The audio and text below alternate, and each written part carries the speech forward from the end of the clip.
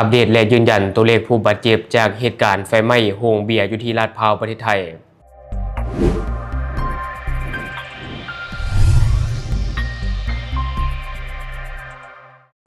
สวัสดีท่านผู้ชมยินดีต้อนรับเข้าสู่รายการโชคเดอะนิวและข่าวที่ทางรายการอยากจะนำเสนอในวันนี้ก็คือ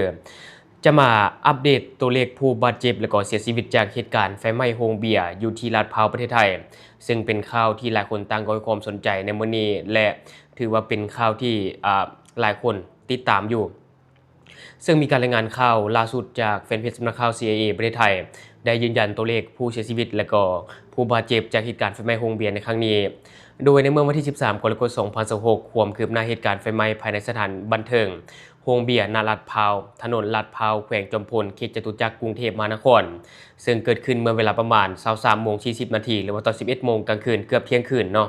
ของวันที่12กรกฎาคม2026ที่ผ่านมานี้ส่งผลให้เกิดความสูญเสียครั้งใหญ่โดยมียอดผู้เสียชีวิตรวมแล้ว27รายขณะนี้มีผู้ได้รับบาดเจ็บล่าสุดแม่น71รายแล้วก็ยังมีผู้สูญหายอีก45ราย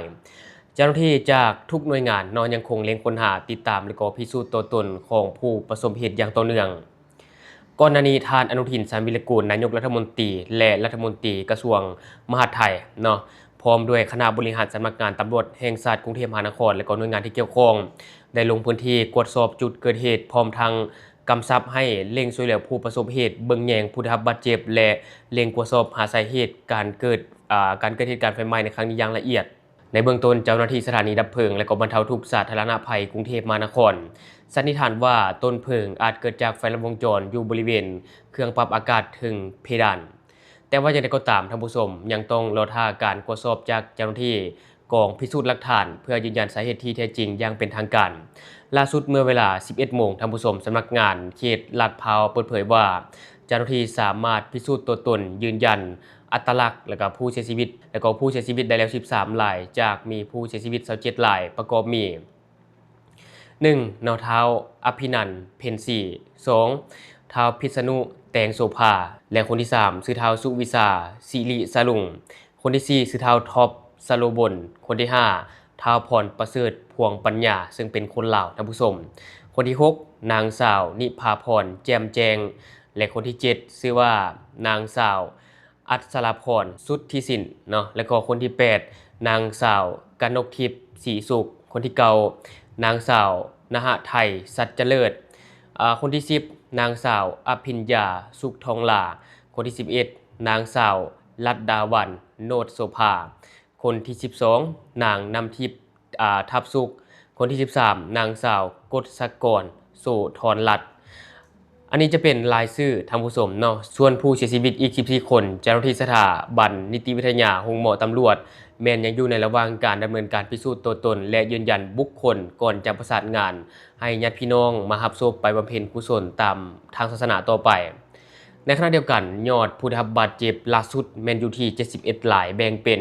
ผู้ป่วยอาการสาหัสหรือว่าขั้นวิกฤตที่เป็นสีแดงมี24รายเป็นเพศชาย12และก็หญิง12และนอกจากนั้นก็ยังมีผู้ป่วยปานกลางหรือเอิ้นว่าสีเหลืองมี13รายชาย6และก็หญิง7และต่อมาเป็นผู้ป่วยเล็กน้อยหรือผู้เจ็บหลายที่เป็นสีเขียวมี32รายชาย14รายหญิง18รายและผู้ป่วยแล้วถ้าส่งต่อหรือว่ารีเฟอร์อีก2รายเป็นชาย1รายกับหญิง1รายนอกจากนี้ยังมีญาติพี่น้องแจ้งว่าสูญหายอีก45รายโดยเจ้าหน้าที่ตำรวจหน่วยกู้ภัยกรุงเทพมหานครสถาบันนิติวิทยาโรงหมอตำรวจและหน่วยงานที่เกี่ยวข้องกำลังอยู่ในระหว่างการตรวจสอบข้อมูลเปรียบเทียบรายชื่อผู้เสียชีวิตผู้บาดเจ็บและผู้ที่เข้ารับการรักษาตัวของหมอต่างๆเพื่อยืนยันสถานการณ์แต่ละบุคคลและเร่งประสานงานกับญาติพี่น้องอย่างใกล้ชิดติดแท้ทางด้านเจ้าหน้าที่กองพิสูจน์หลักฐานยังคงเร่งเก็บกำโหมพยานหลักฐานตรวจสอบระบบไฟฟ้าโครงสร้างอาคารและก็มาตรฐานความปลอดภัยของสถานบริการเพื่อส่องหาสาเหตุของเหตุการณ์ไฟไหม้ในครั้งนี้อย่างละเอียดก่อนจะสรุปผลและก็ดำเนินคดีตามระเบียบกฎหมายต่อไปนี่จะเป็นอีกหนึ่งเหตุการณ์ที่เกิดขึ้นท่านผู้ชมซึ่งว่ามันบ่แม่นแต่ครั้งนี้ครั้งเดียวที่เกิดขึ้นสำหรับในลักษณะแบบนี้ที่ว่าเกิดเหตุการณ์ไฟไหม้ในร้านอาหารเป็นพับเป็นอย่างนี้นะมันเกิดขึ้นหลายเทื่อและต่อกับเหตุการณ์นี้ท่านผู้ชมสังเกตเบิ่งผู้เสียชีวิตและก็ผู้ได้รับบาดเจ็บผู้หญิงเป็นส่วนใหญ่และวันนี้เราไปเบิ่งคลิปผู้ที่อยู่ในเหตุการณ์ให้สัมภาษณ์นี่นำกันท่านผู้ชม แล้วก็ได้กลิ่นแก๊สประมาณ 5-10 นาที แล้วพี่สาวก็เลยบอกว่าขอไปเข้าห้องน้ำก่อนหนูนั่งอยู่ในโต๊ะแล้วทีเนี้ยแล้วก็พี่เขาบอกว่ามีไฟไหม้ก็เลยรีบวิ่งออกมา แล้วก็ตอนที่วิ่งออกมาก็คือควันเต็มร้านแล้วค่ะควันขโมงแทบจะไม่มีอากาศหายใจเลย แล้วพี่สาวเราตอนนั้นอยู่ไหนอยู่ในห้องน้ำค่ะอยู่ในห้องน้ำใช่ค่ะคนตอนนั้นเยอะไหมครับคนไม่ค่อยเยอะเท่าไหร่ค่ะไม่ค่อยเยอะใช่ประมาณกี่คนน่าจะ100เกือบเป็นร้อยเลยเกือบได้เกือบร้อยนะใช่ค่ะเพราะว่าคนเริ่มทยอยมาเที่ยวเริ่มแล้วเราก็ออกมาก่อนใช่ค่ะวิ่งออกมาทันแล้วก็ก่อนออกมาก็ได้ยินเสียงระเบิดไฟระเบิดข้างหลังใช่ค่ะเราเห็นตอนไฟท่วมลุกออกมาทั้งหมดเลยใช่ไหมใช่ค่ะเห็นหมดแต่พี่สาวเราไม่รู้ว่าอยู่ไหนใช่ค่ะตอนนี้ก็คือแจ้งสูญหายไปเรียบร้อยแต่ว่าเห็นแค่กระเป๋าแล้วก็โทรศัพท์ค่ะที่เจ้าหน้าที่หาเจอได้ใช่ค่ะซึ่งเราก็ยังไม่รู้ว่าบาดเจ็บหรือเปล่าอยู่โรงพยาบาลไหนใช่ค่ะแต่เราก็ภาวนาให้ปลอดภัยเฮ้ย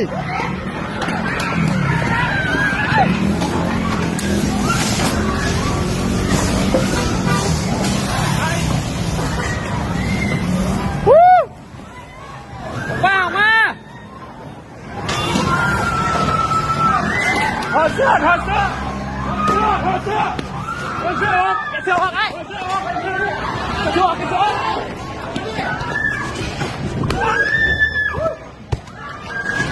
ตายเลยเฮ้ยมีใครอยู่ไหนเนี่ยออกมาหน่อยเลยออกเลยเฮ้ยอะไรอ่ะอะไรเนี่ยเฮ้ยอะไร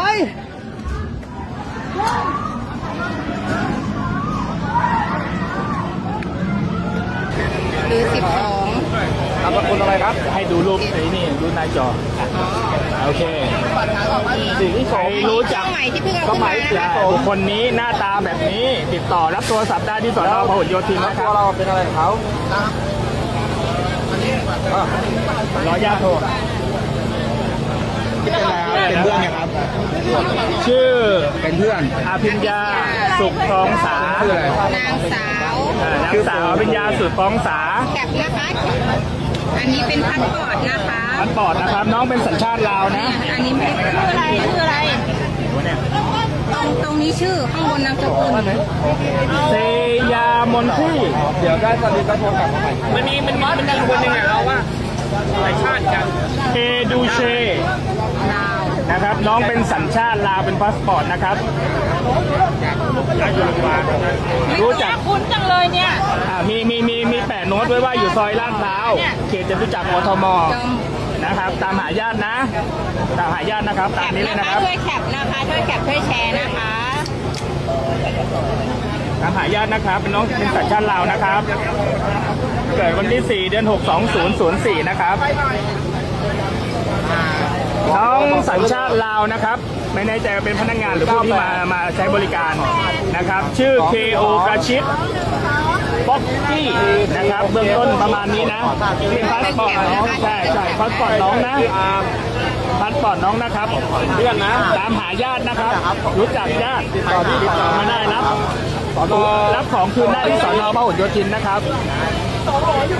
ใช่ครับมีไหมประมาณมีชิ้นนี้ป่ะไม่มีนะครับเมื่อกี้มี2หัวมาถามไม่ครับไปรับผู้ชายจำชื่อนามสกุลเบอร์โทรเขาได้ไหมเดี๋ยวให้เจ้าหน้าที่ไว้นะครับเยอะเหรอครับอะไรนะครับจิตชนกเจ้าของน่าจะเป็นเครื่องแบบของเจ้าหน้าที่นะครับชื่อจิตชนกนะครับถ้าเป็นญาติหรือจากเจ้าหน้าที่นะครับให้ติดต่อรับได้ที่สน.พหลโยธินนะครับเครื่องแบบสีขาวนะเครื่องแบบทางข้าราชการน่าจะคู่กับหมวกเมื่อกี้เปล่าเมื่อกี้มีหมวกสห.ไปหนึ่งแต่เมื่อกี้เพื่อนเขาไม่รู้จักชื่อจริงไงพอทงสระอีทีนารักหมดหรือยังหมดแล้วเหรอและทั้งหมดก็คือสิ่งที่ทางรายการอยากจะนำเสนอในวันนี้เนาะถ้าผู้ชมมีความคิดอะไรก็อย่าลืมคอมเมนต์แลกเปลี่ยนกันได้หรือว่าอยากตำหนิติเตียนอยากประกอบส่วนข้อมูลก็อย่าลืมฝากไว้แล้วทางรายการจะเข้าไปอ่านและก็ตอบแลกเปลี่ยนประสบการณ์นำกันอย่าลืมนะสนับสนุนกันด้วยการกดติดตามช่องขอขอบใจ